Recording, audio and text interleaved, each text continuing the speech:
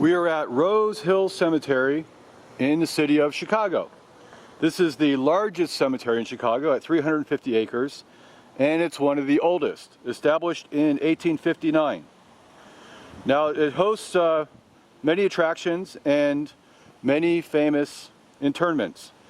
So we have the graves of Chicago mayors, Civil War generals and soldiers, Charles Gates Dowse, who was a vice president under Calvin Coolidge, and household names like Oscar Mayer, Montgomery Ward, and Richard Sears. They're all interred here at Rosehill Cemetery. And we also have our original Chacksfield ancestors and our LLOYD ancestors. And they're buried right about here. So we're here, we're gonna head out, and the Chacksfields are right about here, and the LLOYDs are right about here. Hi, we're at Rosehill Cemetery, and we're at the Chacksfield Memorial Plot, right over here. What I'm going to do is introduce each of the Chacksfields quickly, and then we'll talk about each one individually.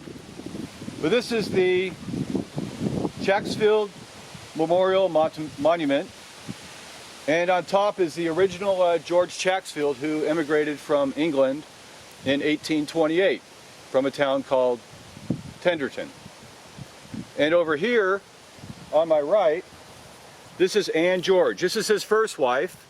He married her up in New York, and they had a son, George Thomas. Now, Ann George died in 1853, so George married Mary Ann Lloyd. And with Mary Ann Lloyd, he had 3 children. On my left, first he had Charlie. That's his oldest child. His third child is Edwin Horace. Now Edwin Horace is our 2-times great-grandfather. And behind me here is Georgiana. And Georgiana was his second child. And here, Lucy is the daughter of Edwin Horace, and she died early. And behind us is Annie. Now Annie was Rebecca Anna Neal, and she married Edwin Horace. And now she died in California in 1925, and they brought her body back here to the Chacksfield Memorial Plot. And finally, right here, we have mother and father, and this is father. This is George Chacksfield, the original immigrant to the United States, and mother, this is Mary Ann Lloyd, his second wife. So that's the Chacksfield plot, and we'll talk about each one of these people individually on our tour today. Hi, we're in Rosehill Cemetery of Chicago, Illinois, and this here is George Chacksfield and his wife Mary Ann Lloyd. These are our 3-times great-grandparents. George Chacksfield, let me tell you about George. Now he was born in the parish of Tenterton in the Shire of Kent, England, April 21st, 1811. He was the son of Solomon Chacksfield and Mary Polly. And Solomon was a laborer. They were essentially among the poverty or the peasants of this parish. And his father, Solomon, died in 1827. It left the family destitute and quite poor. In fact, the Chacksfield family was taken in by the parish as their wards. So the wards had to basically pay for them and feed them and house them. They likely lived in a poorhouse, and the parish can't afford these things. So back then what they did is they took these poor people and they sent them to America. So in 1828, the parish loaded up George, his older sister Mary, and his younger brother Samuel, and they put them on the boat Brig William and sailed them to America. 1828. So they landed in New York, and we lost track of Samuel, but George and his sister Mary ended up in Syracuse, New York, upstate. And George, we're not sure what he did, he's probably a farmer at the time, but he married Ann George in 1832, his first wife. And they had a son, Thomas, or George Thomas, in 1833. And then they moved here to Chicago in 1835. So when he's in Chicago in 1835, he opened a provisions and grocery store down at Clark and Water Street, and he purchased a home on Fulton. And in the 1840s, he took advantage of the government's land grants, and he bought 360 acres of land on 5 different plots for the cost of $460. And today that would be $12,300, but the cost of the property today, undeveloped, would be about $3.2 million. So he made a quite wise decision. He purchased these lots, and most of it was for wood, for building. There are trees on these lots. So his wife Anne, she died in 1853, and George remarried to this lady here, Mary Ann Lloyd, in 1854. And Mary Ann and George had 3 more children. They had Charlie, Georgiana, and Edwin, our 2 times great-grandfather. So George was quite known in the city of Chicago. He's known as the second wave of immigrants to come to Chicago. He is registered as one of the founding fathers of Chicago. And there's lots of stories about how one day George's watch was stolen. Another day somebody stole the votes for the Van Buren and William Henry Harrison election in 1840, and George was able to find the box that had the votes, and he returned it back to the precinct. And there's also other stories about how George was a member of a hunting club and the Calumet Club. But anyway, George led a quite successful life. He opened a second provision shop on Randolph, and he bought another home on South Peoria, where he lived with his wife and his children. So George died in 1885, October 8th, 1885, and he was buried here on this plot in Rosehill Cemetery. His wife went on to outlive him another 10 years or 11 years, and she died, and she was put in this plot as well, just alongside George. We have Mary, and also their children and one of their grandchildren. So that's the story of George Chacksfield, the poor immigrant who came to America in 1828. Hi, this is Anne George, and Anne George was the first wife of George Chacksfield, and she's buried here on my left. And let's talk about Anne. Anne's a mystery. We don't really know much about her, but we do know that she was born in England on June 11th, 1812, and she died here in Chicago on April 20th, 1853. Now, she was 20 years old when she married George up in New York, and she was 41 when she passed away. Now, she moved with George to Chicago in 1835, and after she died in 1853, she was originally set to rest in the city cemetery of Chicago. But when the Great Fire swept through Chicago in 1871, it destroyed the city cemetery and destroyed practically all of the records. And the town decided not to reopen the cemetery, but instead to close it and move the bodies up here to Rose Hill. So today the city cemetery is called Lincoln Park, and here is Anne George, who was George Chacksfield's first wife, but she's not a relation to us. George got remarried. We'll talk about his second wife later. And right here on my right is Anne George's son, George Thomas. So now we're going to visit George Thomas Chacksfield, who was the son of George Chacksfield and Anne George. And here he is right here. Now, George Thomas, well, he was a freeloader. He was born in May 1834 in New York, and he died October 4th, 1903 in Chicago. And I mentioned he's a freeloader, he's a ne'er-do-well. He really didn't amount much to life. He always worked at his father's store as a clerk. And even in the 1870 census, it lists no business as his business. So maybe his business was nobody's business.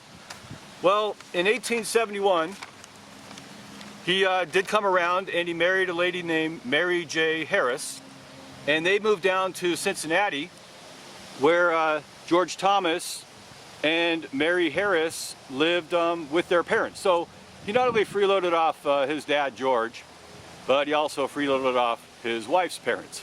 That didn't last very long, and he ends up back in Chicago, where he died in 1903. His last job in Chicago, when at 66 years old, he was working as a servant to Mr. Hawley of Barrington Township. Now George and his wife, they did have 4 children. One was Stanley Chacksfield down in Cincinnati, and Stanley redeemed the name, and he had his own children. They fought in World War I, and today if you go down to Cincinnati, you can find many Chacksfields living down there who are descendants of this freeloader George Thomas and his son Stanley. Hi, this is, down here is Mary Ann Lloyd.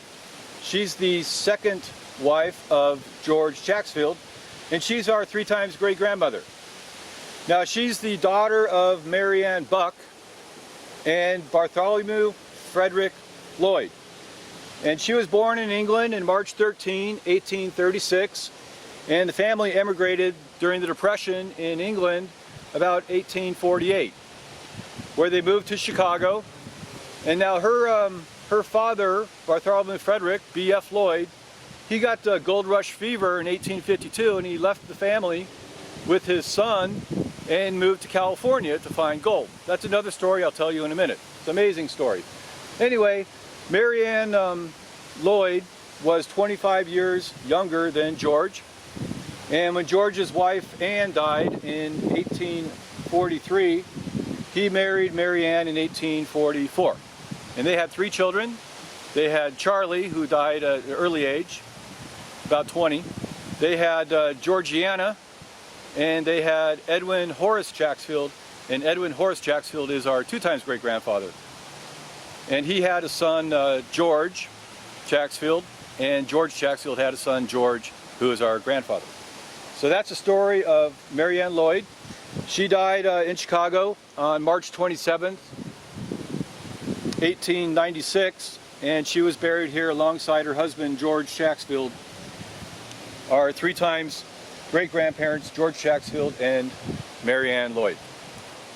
Hi, this is Charlie down here, and Charlie is the oldest son of George Chacksfield and Mary Ann Lloyd. And his name is up here on the monument. We have Charles Lloyd, the son of George and Mary Ann Chacksfield. He was born in Chicago, August 16, 1855, and he died here in Chicago, May 23, 1879. So he's only 24 years old. He never got married, he never had children, and he always lived with the Chacksfields, and he probably worked at George's provisions and grocery store in Chicago. So this is their oldest son. We call him Charlie. Hi, we're looking at Georgiana Chacksfield, and Georgiana is the second child of George Chacksfield and Mary Ann Lloyd. Now, Georgiana was born October 24th, 1858 in Chicago. At the age of 18, she was a public school teacher at John Lothrop Motley School. And later on, she was assigned to Talcott School, where she befriended her companion, Lillian Villager. Now, Georgiana was never married, never had children, and she was companions with her friend Lillian for quite some time. Now,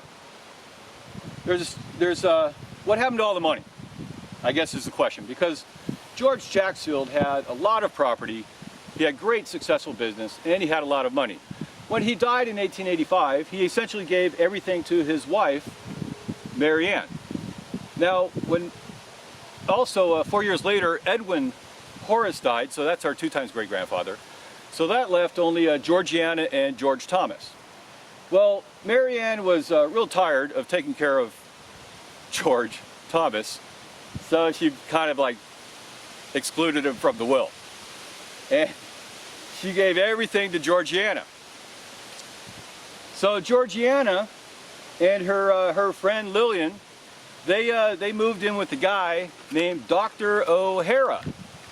And Dr. O'Hara liked to give the two of them, this is all alleged of course, a lot of alcohol and drugs.